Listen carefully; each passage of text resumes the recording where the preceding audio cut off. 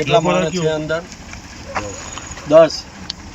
હવે તમે આયા એના પર સિવાય હજુ કેટલા 10 છે? ટ્રેક્ટર કેટલા છે? 4 છે કે 3 છે? હે?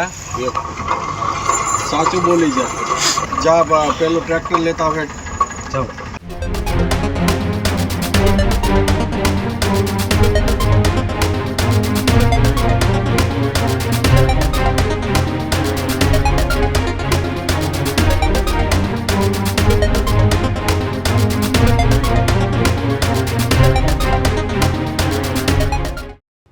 સમાચારોમાં આગળ વાત કરીએ મહત્વપૂર્ણ સમાચારની. સુરેન્દ્રનગરના ચોટીલામાં ફરી પ્રાંત અધિકારીએ સક્રિય થયા છે.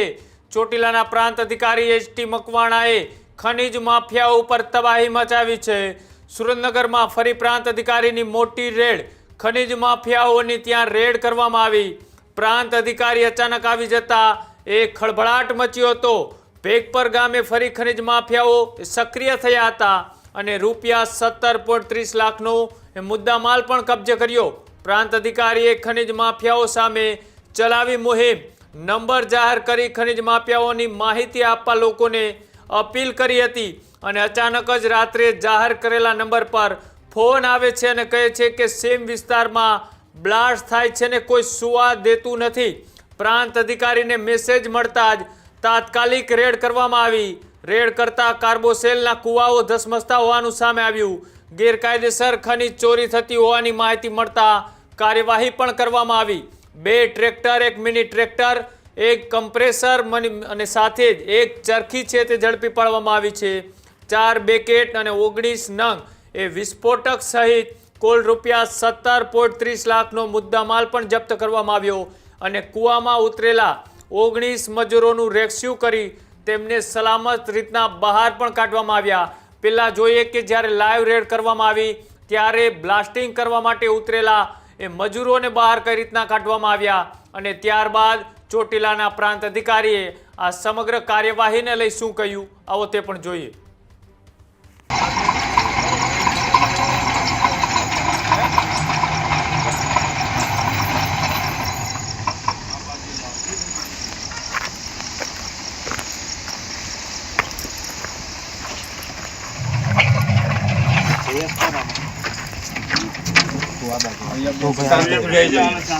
સાહેબને પૂછપરછ કરો. બીજા કોઈ આ બાજુ બીજા પેલા આ બે જાવ કડી દેવપરાનો છે.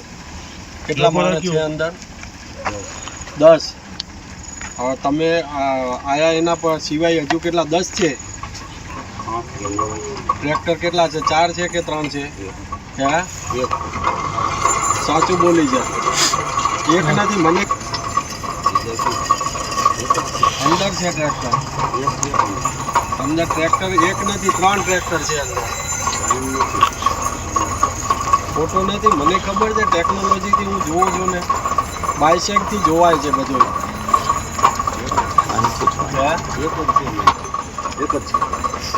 જા પેલું ટ્રેક્ટર લેતા હવે જા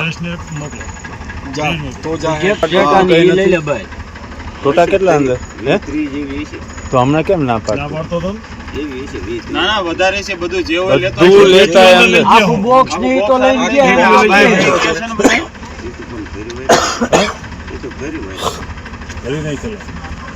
કેટલા ભર્યા ટોટલ?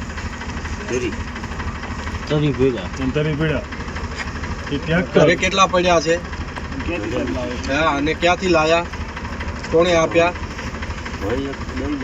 કોણ ભાઈ? નામ લાવો. તું કોન્ટ્રાક્ટર હો, તને જ ખબર, તું જ લેવા જતો હોય. બધા લાવવા વાળા તમે હો. છે દેવપરા કઈ આનંદ પર કે આ દેવપરા મૂળી વગડી વાળું આનંદપરા થાનનું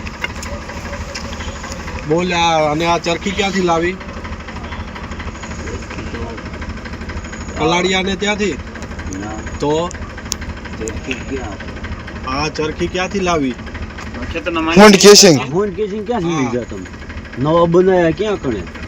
ના એ તો હોમ કેસિંગ તો જૂના દેતા પીડા હતા. ઘરે બની ગયા છે. ઘરે તો બનતા નથી, ફેક્ટરી છે ઘરે. ખબર નથી તમને.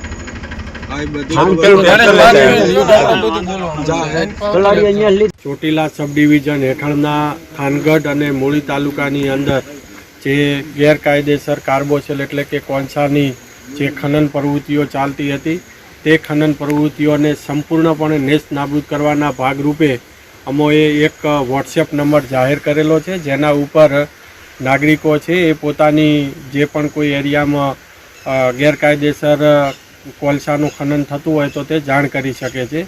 અને તેના જ ભાગરૂપે ગઈકાલે એક મેસેજ આવેલો કે થાનગઢ તાલુકાના આભેપર ગામની અંદર સીમ વિસ્તારની અંદર એક ખાનગી માલિકીની અંદર વિસ્ફોટક પદાર્થના ભડાકા થઈ રહ્યા છે અને કૂવો એક ચાલુ કરવામાં આવેલો છે, જેને ધ્યાનમાં રાખી અને આજે અમારી નાયબ કલેક્ટર પ્રાંત ચોટીલાની ટીમ સાથે રાત્રે 1:30 વાગે અમોએ રેડ પાડવામાં આવેલી હતી.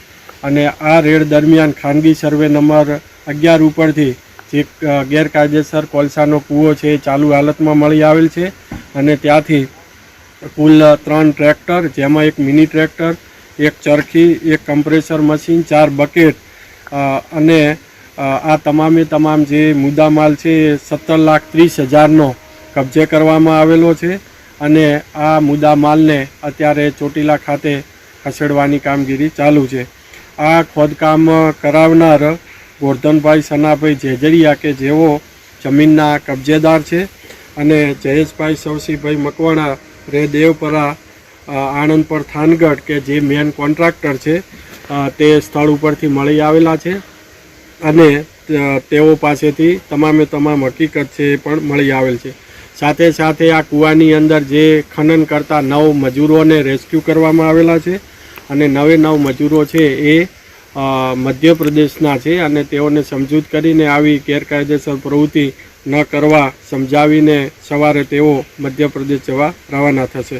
અને આ જે ઈસમો છે ખોદનાર અને આવો કૃત્ય કરનારની સામે જુદા જુદા કાયદા અંતર્ગત કાયદેસરની કાર્યવાહી હાથ ધરેલ છે.